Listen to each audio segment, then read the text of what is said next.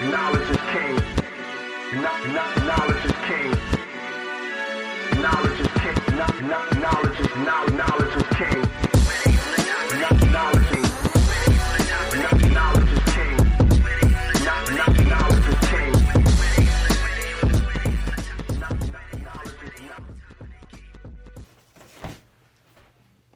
Hey, what's up out there? Sincere is my name. Welcome to my channel. If you love music and hair, then you might want to hit that subscribe button. And if you can appreciate all facets of music, hair, go ahead and hit that like button.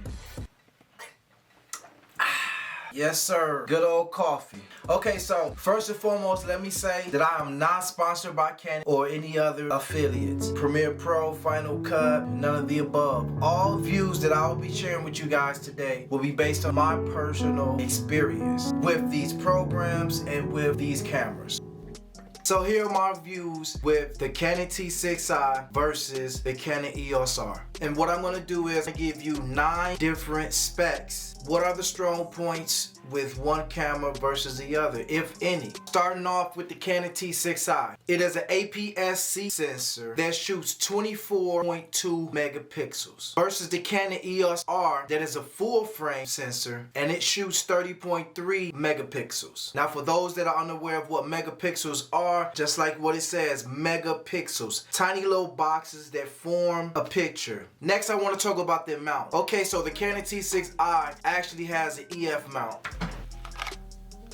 This right here is the mount. Now when it comes to the Canon T6I, it holds EF lenses. Versus, I can't show you because that's what I'm actually recording on right now. But it actually holds RF lenses. The good thing that of course has a plus over the Canon T6I, it has the capability of actually having the RF lens, which is a new series with Canon. You can also get a mount, have your EF lenses. So just because you stacked up all those lenses and say you want to go and get a new Canon EOS R, you don't have to worry about the fact of buying a whole new batch of lenses. You can take your old lenses and bring it right onto this camera. So that is one thing that I actually love about this camera. And let's be clear, I'm not actually comparing either camera to say which one is necessarily better, because of course the EOS R is on a whole nother level. I'm talking to people that may be in the price range of saying, I want to get me a camera. Hey, I'm just getting started. What do you think I should get? And now I can only tell you my point of view, my experience with the Canon T6I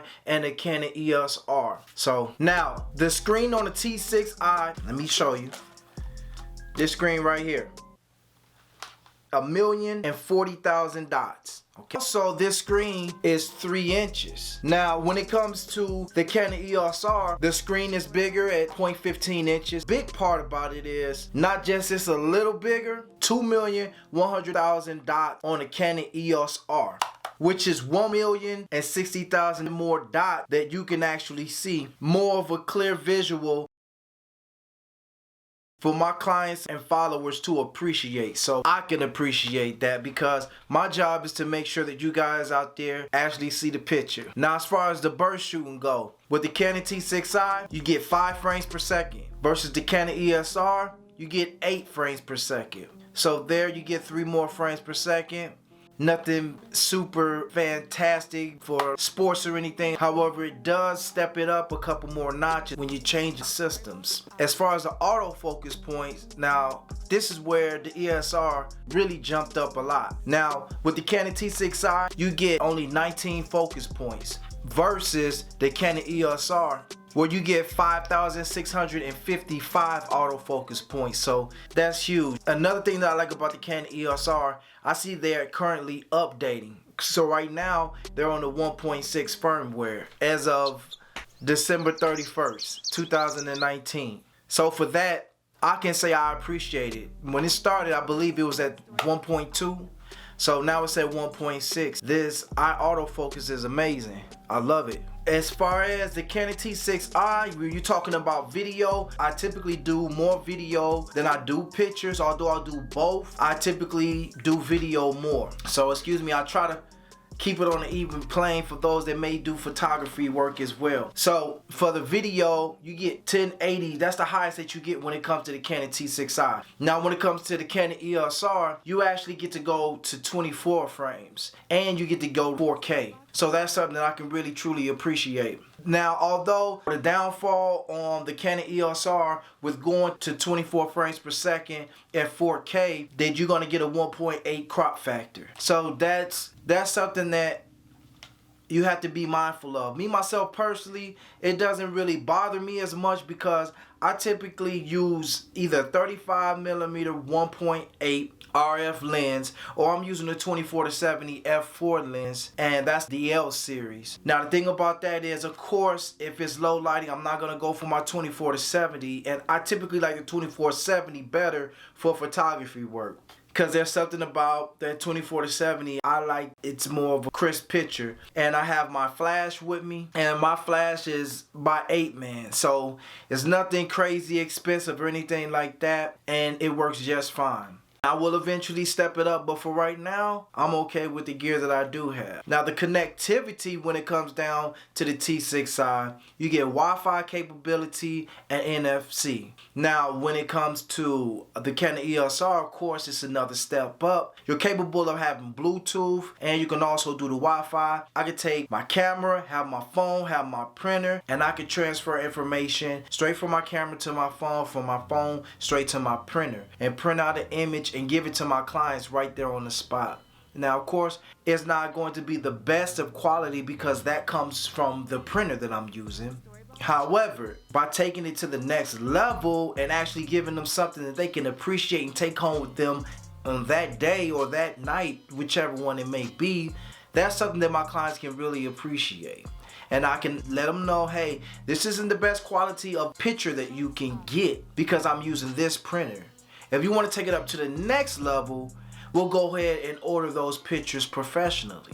And so that's one thing that certain clients seem to have a hard time understanding and getting a grasp of, as far as the price range. Now, you're going to basically get what you pay for.